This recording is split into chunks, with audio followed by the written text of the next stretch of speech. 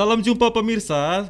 Berjumpa kembali bersama saya Juan Sakorela dalam Ruang Miku, ruang obrolan asik admin medsos TVRI Stasiun Maluku. Nah, jadi kali ini Miku Juan akan mengobrol asik juga dengan tamu yang sangat luar biasa. Ini merupakan sebuah kehormatan sekali, seorang duta baca nasional yang hari ini hadir di Ruang Miku, the one and only Golago.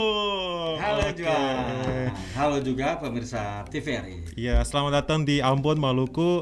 Saya dengar ini bukan kali pertama datang di Izin Ambon. buka masker ya? Iya, boleh, silakan. Supaya lebih asik Ya. kita buka masker ya. Oke. Ya, saya bukan yang pertama datang ke sini. Jadi udah kedua kali nih. Oke. Gimana Juan? Jadi aku sapanya Pak Gong, Mas Gong. Mas Gong, apa? Mas Gong. Mas Gong, Ya. oke. Jadi Mas Gong ini bukan kali pertama datang di Ambon, Maluku. Ya. Ini sekarang datang dengan titel yang beda ya. Seorang duta baca Indonesia. Duta Baca Indonesia. Oke, baik. Aku mau tanya pertama dulu nih. Satu kata pertama, first impression saat datang ke Ambon. Ke Ambon? Oke, first papeda. Papeda. Iya, papeda. Apakah itu makanan kesukaannya? Ya. Ya, oke. Jadi saya senang sekali papeda ya. Jadi kalau tahun 87 first impression itu tentu pada masa itu ada Ade Manhutu, ada Bruri. Nah itu idola saya. Jadi yang saya bayangkan itu datang ke Maluku pasti mendengar suara-suara indah. Wow, luar biasa sekali. Tahun 87 itu. Ya, aku mau tanya nih, kan Golagong, Ya. tapi pastinya ini bukan nama asli. Ini sekedar informasi juga buat pemirsa, bukan nama aslinya. Nama aslinya jauh lebih panjang. Mungkin bisa diceritakan kenapa memilih nama pena Golagong? Itu Ya. sangat unik. Nama asli saya pemirsa Heri Hendrayana Haris. Ya, Heri Hendrayana Haris, Heri HHH. Triple H, ya. Triple H, dan itu tidak marketable untuk katakanlah nama panggung ya, nama populer di dunia. Nah, saya minta izin sama orang tua. Orang tua memberi nama saya Gol Agong tulisannya, dibacanya Golagong. Bapak memberi nama Gol. Gol itu artinya tujuan saya Gol. Kalau ibu, saya manggilnya emak, berharap saya seperti bunyi gong, menggema. Sadis. Nah, ini pesan mereka bahwa saya tidak boleh sombong kalau sukses, karena semua karena Allah, Wow, Tuhan. luar biasa. Ya, Jadi di situ filosofinya asal itu, mula. semua kesuksesan berasal dari Tuhan. Berarti karya pertama yang menggunakan nama pena Golagong itu apa? Balada Siroy. Balada Siroy yang Tahun terkenal 80, itu. ya, 88. Oke, luar biasa. Aku terus terang belum pernah baca Balada Siroy ya. Beda zaman. Beda zaman ya gitu mungkin. Dan mungkin sebenarnya banyak sekali sih karya-karya yang bisa kita dapatkan secara bajakan di internet. Cuma sejak SMA tuh sedih sekali dengarnya iya. bajakan, ya. Sejak SMA tuh aku memutuskan aku komit karena aku juga cita-cita jadi penulis. Ya. Jadi aku komit, aku nggak mau lagi pakai baca buku bajakan dari internet karena itu tidak menghargai si penulisnya, Ya. karena itu karya. Oke, luar biasa. Wah, terima kasih. Siap. Oke, sekarang Mas Gong sudah menjadi duta baca Indonesia. Nah, itu apa sih tugasnya menjadi duta baca Indonesia? Apakah harus datang ke daerah-daerah suruh semua orang baca? Dan aku juga dengar ini sebelumnya kan Mbak Najwa Shihab, the one and only yang jadi duta baca sebelumnya. Jadi Ke belakangnya lagi Andi Noya. Andi Noya, wah, Ke belakangnya lagi Tantowi Yahya. wis. Jadi saya yang keempat. Jadi Mas Gong yang keempat. Nah, itu tugas menjadi duta baca tuh apa sih, Mas? Ya, tugas pokoknya tentu paling sederhana, memberitahu bahwa membaca dan menulis itu penting. Nah, di era saya sekarang ditambahi, dipraktikkan. Jadi di Indonesia ini banyak sekali kekayaan cerita lisan. Nah, saya harus mendatangi selama 5 tahun ini kalau panjang umur, sehat ya. Amin. Dan Perpustakaan Nasional masih senang dengan saya. Nah, termasuk di sini dengan Dinas Perpustakaan Provinsi Maluku.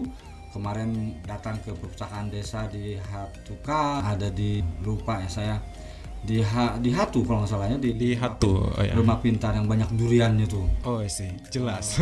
Sekarang lagi musim durian di Iya. Ambon. Nah, Iya. jadi saya di situ mengingatkan ke anak-anak bahwa membaca itu sehat, Yes. Menulis itu hebat. Nah, makanya aku juga bawa buku-buku kesukaan aku nih untuk Oke, iya. pamer buat Duta Baca Indonesia. Ya. Aku juga suka baca, Mas. Ya. Kayak gitu. Jadi membaca itu ada dua ya, ada membaca untuk karir, ada membaca untuk bersenang-senang. Yes. Jadi academic reading, kreatif reading. Nah, kamu jenis yang mana?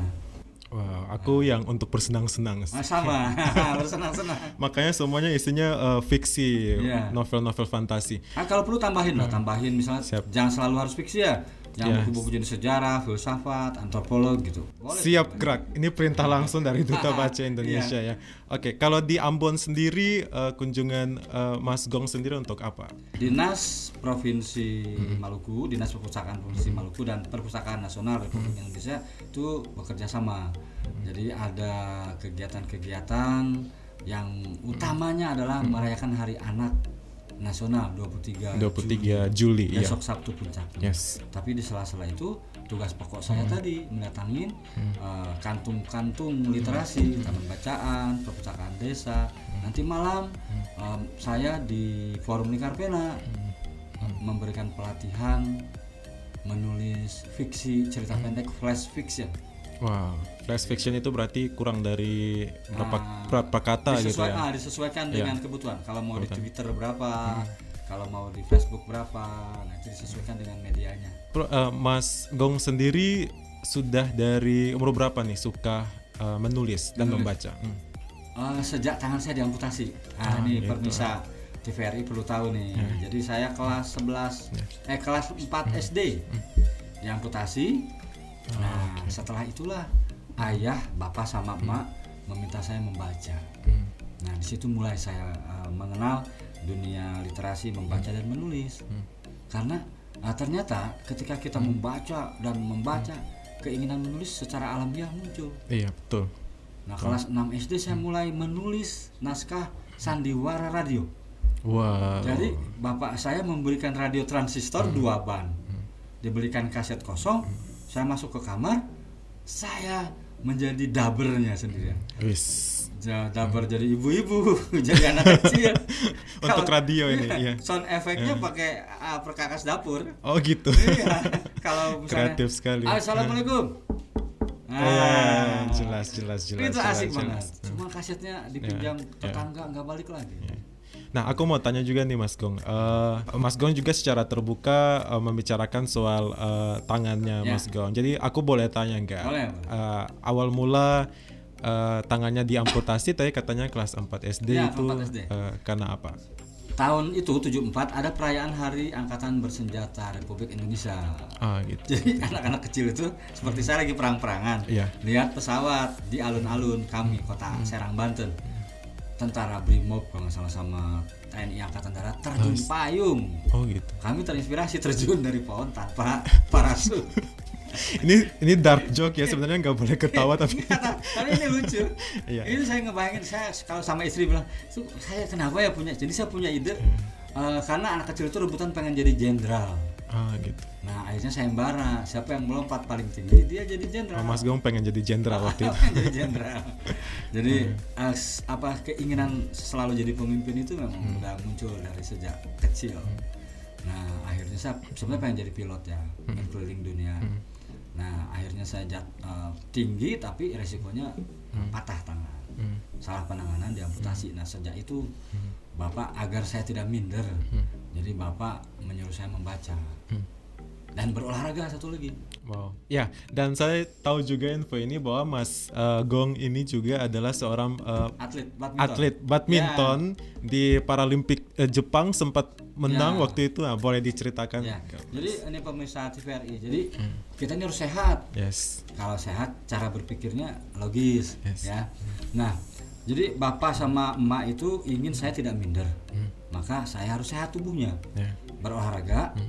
Berlatih badminton, dikasih raket, membaca buku.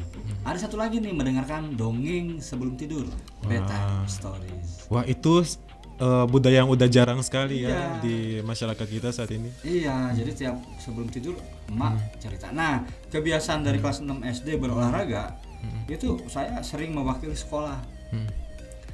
Di sekolah saya juara kedua, juara kesatunya tangannya 2. Nah, jadi saya suka bercanda, sebenarnya juaranya saya. Nah, kemudian saya jadi atlet Indonesia tahun 85 Paralimpik ya di Solo, kemudian di Jepang. Nah, saya juara menyumbang 5 emas, double beregu.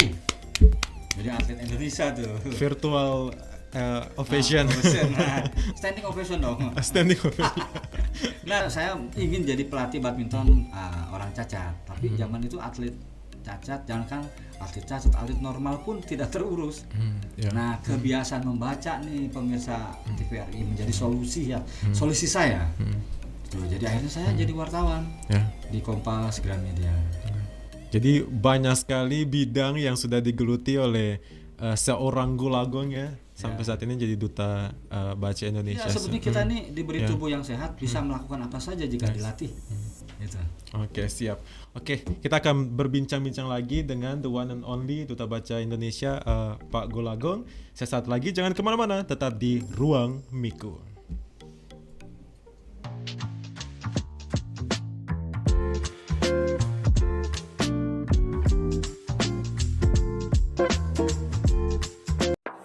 Lagi nyari podcast yang bahas viral-viral, narasumber dan bintang tamu yang lagi ngehits? Kamu nggak salah nonton yang satu ini. Podcast Ruang Miku. Yap, podcast Ruang Miku. Ruang obrolan admin medsos TVRI Maluku. Ada yang baru nih. Iya, ini program terbaru dari TVRI Maluku yang kekinian dan millennials banget. Dipandu oleh host-host yang asik, cantik dan ganteng dong pastinya. Tayang setiap Sabtu pada pekan kedua dan keempat setiap bulannya pukul 17.00 waktu Indonesia Timur dan live di seluruh akun media sosial @tvri Maluku. Jangan sampai kelewat ya setiap episodenya karena akan ada games dan kuis menarik juga buat seluruh pemirsa setia TVRI Maluku. See ya!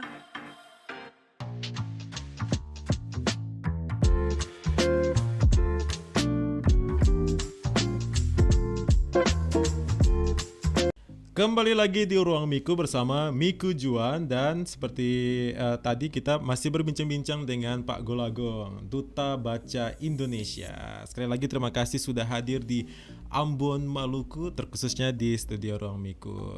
Jadi gimana perasaannya Pak Gong waktu pertama kali ditunjuk jadi Duta Baca nih Pak Gong? Apakah nggak nyangka kah atau bagaimana? Karena kalau mau dibilang 3 duta baca sebelumnya itu orang-orang yang sudah punya nama besar banget di Indonesia. Iya, saya menolak. Karena merasa, menolak? Iya, karena merasa, waduh berat sekali. Dan siapa yang mengenal saya gitu ya? Nah, jadi orang hanya mengenal karya saya. Tapi Perpustakaan Nasional Republik Indonesia, Pak Muhammad Syarif Bando, Pak Adin, Pak Denny, Bu Woro itu menyemangati saya bahwa saya bilang begini, saya ini tidak sempurna gitu. Secara fisik juga, kemudian juga saya banyak kekurangan, tidak sehebat mereka. Tapi mereka mengatakan bahwa kita semua nih seperti di sini juga di TVRI yang akan menyempurnakan. Amin. Akan memperbaiki kekurangan saya. Jadi artinya literasi kolaborasi pemirsa. Yes. Nah, oke, kalau gitu saya tidak sendirian. Nah, ternyata memang support dari teman-teman. Nah, itu namanya literasi kolaborasi. Nah, Oke, saya terima dan saya diberi kesempatan untuk melakukan hal yang saya sukai, yaitu apa? Belusukan ke desa. Belusukan, oke. Iya, karena memang akar masalahnya ada di situ, di desa. Aku kenal juga sama atlet peselancar yang namanya Bethany Hamilton. Dia juga punya satu tangan saja karena tangan satunya digigit hiu. Terus aku suka sekali kutipan dari dia, katanya dengan satu tangan dia bisa merangkul lebih banyak orang ketimbang dengan 2 tangan. Dan itu yang kita lihat juga di sosok Pak Gong ya, dengan satu tangan tapi bisa merangkul lebih banyak orang di Indonesia ketimbang orang yang punya 2 tangan. Oke. Kalau jadi waktu saya diamputasi, bangun dari operasi, kan masih ada obat tidurnya ya.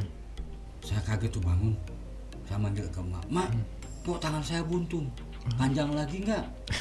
Waktu kecil tuh pemirsa, gigi copot, tumbuh lagi, ya. Rambut digunting, tumbuh panjang. lagi. Ya. Cinta diputus, nyambung. Aduh. Kata emak gini, panjang lagi. Oh gitu. Nah setelah dewasa, kalau saja jawaban emak waktu itu, kamu ini dasar goblok, misalnya dasar bodoh, mana bisa tangan. Nah, ibu saya emak nggak begitu, bilang panjang lagi.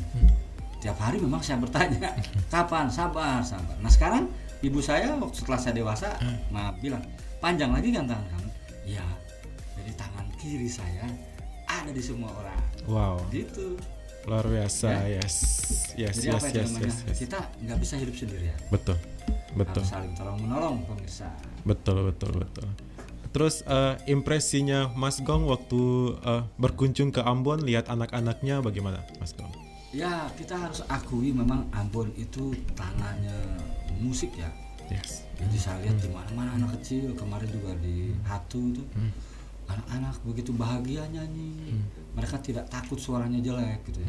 Kalau orang Jawa kan nyanyi nggak bisa. Kalau orang Ambon nyanyi Langsung nyanyi. Iya.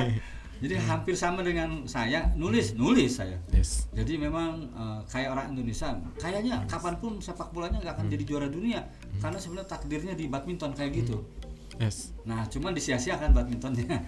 Betul. Harusnya tuh memang yang difokuskan itu badminton. Kalau sepak bola ya nggak apa-apa jalan, tapi kayaknya memang berat. Contohnya gini, Tulehu itu kan bibit unggul, tapi Kampung sepak bola juga. tapi disia-siakan gitu, tidak disupport secara maksimal. Harusnya dibikin stadion yang bagus di sana. Kalau ngomong-ngomong soal inspirasi nih, kan Mas Gong ini sangat menginspirasi juga. Siapa sosok yang paling menginspirasi Mas Gong? Ya. Boleh penulis, boleh siapa saja gitu. Jadi waktu saya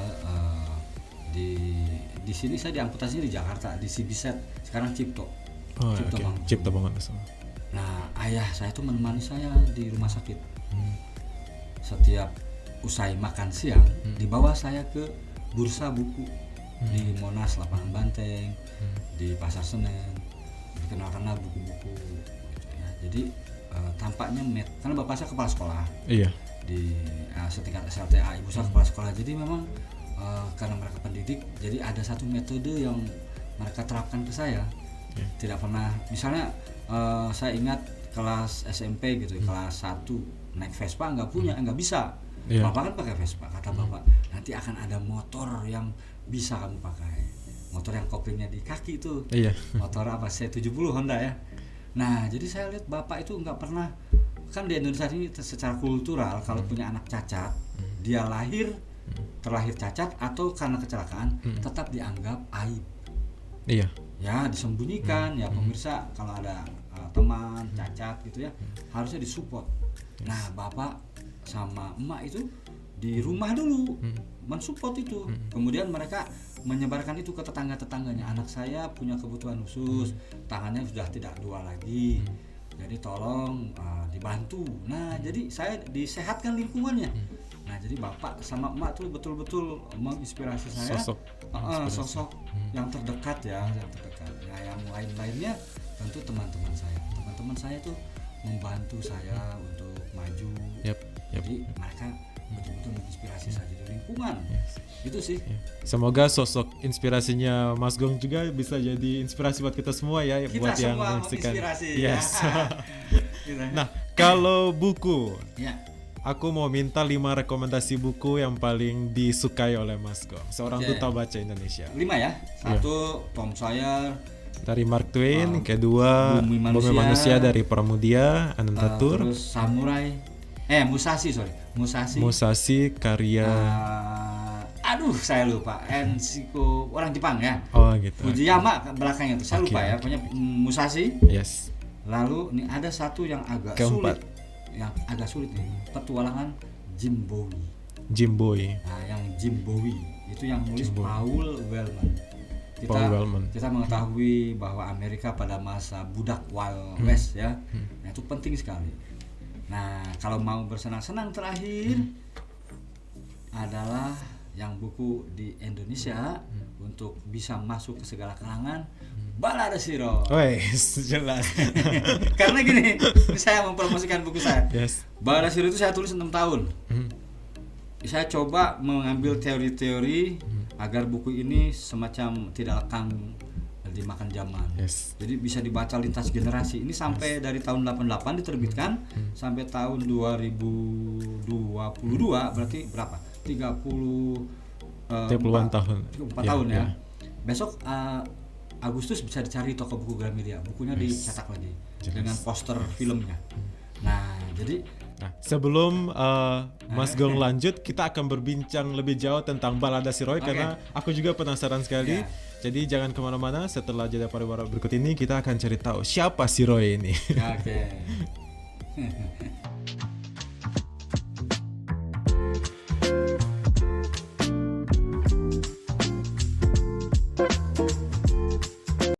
Lagi nyari podcast yang bahas viral-viral, narasumber dan bintang tamu yang lagi nge-hits? Kamu nggak salah nonton yang satu ini. Podcast Ruang Miku. Yap, podcast Ruang Miku. Ruang obrolan admin medsos TVRI Maluku. Ada yang baru nih. Iya, ini program terbaru dari TVRI Maluku yang kekinian dan milenials banget. Dipandu oleh host-host yang asik, cantik dan ganteng dong pastinya. Tayang setiap Sabtu pada pekan kedua dan keempat setiap bulannya pukul 17.00 waktu Indonesia Timur.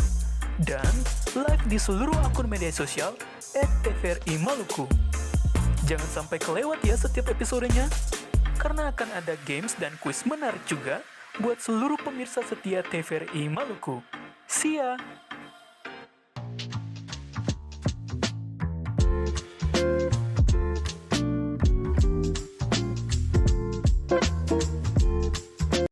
Berjumpa kembali di Ruang Miku bersama Miku Juan dan masih bersama Pak Golagong, Duta Baca Indonesia.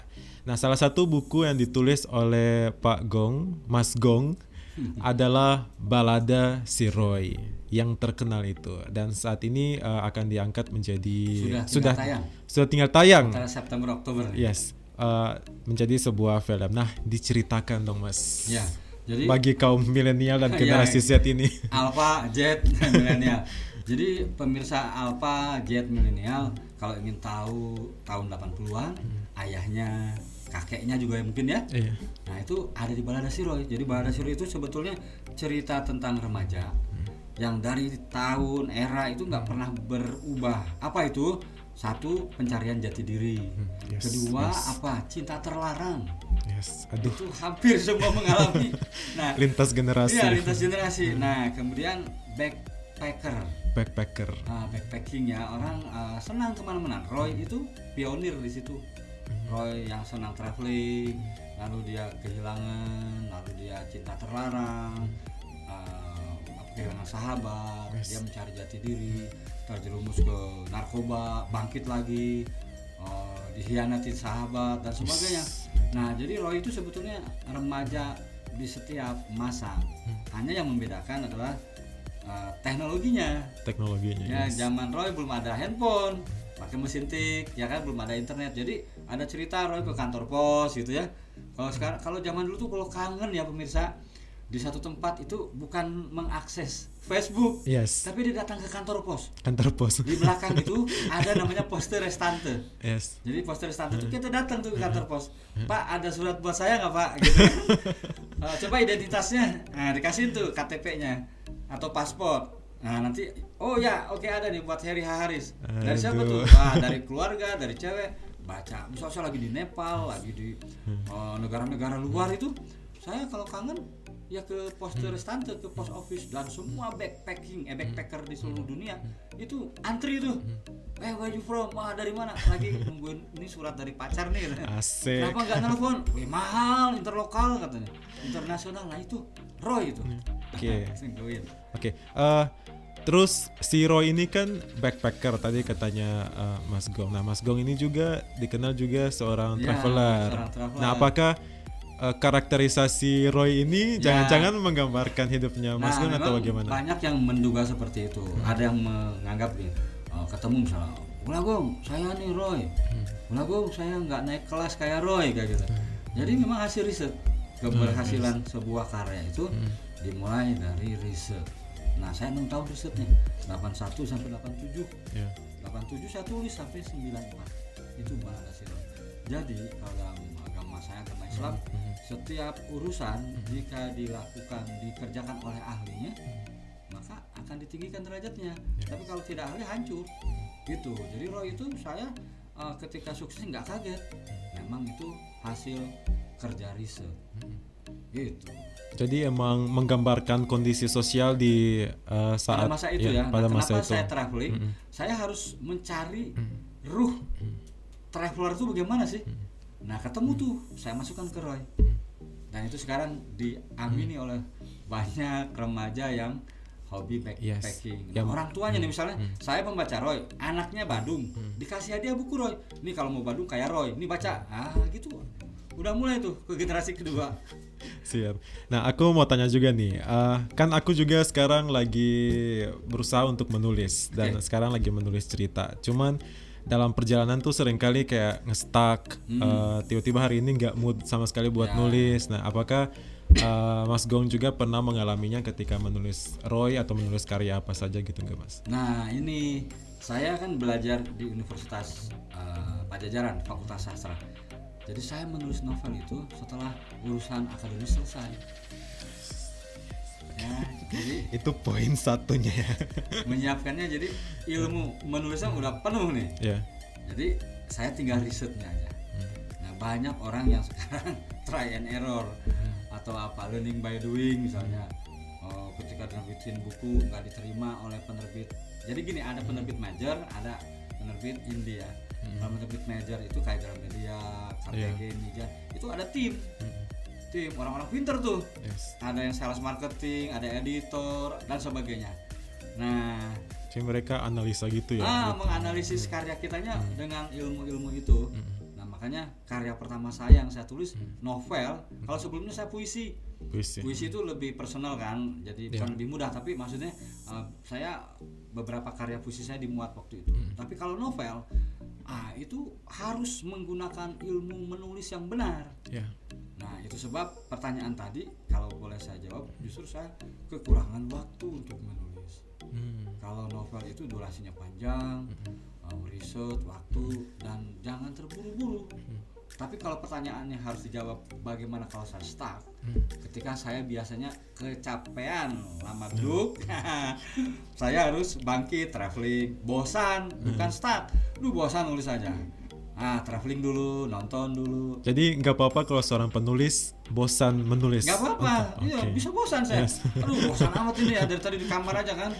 Gitu. Jadi ada kala, tapi kebanyakannya tidak. Nah, kalau seorang penulis sudah tahu kapan harus menulis. Kalau Mas Gong sekarang ada rencana buat nulis lagi nggak? Sedang menulis. Sedang menulis sekarang. Ada yang, kalau itu sudah bisa di spoiler dibaca, atau? Iya, bukan spoiler. Saya zaman dulu itu ada majalah Cerita Bersambung. Nah, saya punya website. Cerbung ya. Cerbung. Jadi di webpad. ingat. Di novel baru saya ada di storyal.com. Ada di Wattpad. Nah, saya adaptasi nih, adaptif. Ada di golagongkreatif.com. Yang terbaru banget itu golagongkreatif.com. Itu cerbung. Judulnya Aku Tunggu Kau di Mercusuar. Sekarang bagian kedua. Itu settingnya Pulau Rote, Nusa Tenggara Timur. Jadi sekarang ya kapanpun nulis. Oke, luar biasa. Terus kalau tadi buku, kalau penulis kesukaannya Mas Gong. Penulis kesukaan saya harus berapa? 5. Arswendo. Yes. Teguh SH. Iwan Simatupang. Ya. Ahmad Tohari. Terus satu lagi tuh Teguh SH sudah. Asa di Serega. Wah, siap. Kalau ada yang dari luar nggak Mas? Dari luar Kalmay, Hemingway, Shakespeare, Chekhov, Anton Chekhov, satu lagi Mark Twain. Wow. Oke. Selain karya-karya sastra, Mas Gong juga menulis skrip untuk TV swasta. Nah, itu gimana ceritanya Mas sampai bisa diminta untuk menulis? Jadi saya masuk di media cetak itu tahun 88 sampai 90. Lalu saya di luar 1-2 tahun, pulang tahun 93. Saya lihat semua migrasi ke hijrah ke TV karena TV swasta mulai muncul, RCTI, muncul lain-lainnya. Nah, saya masuk di Indosiar dulu tahun 95.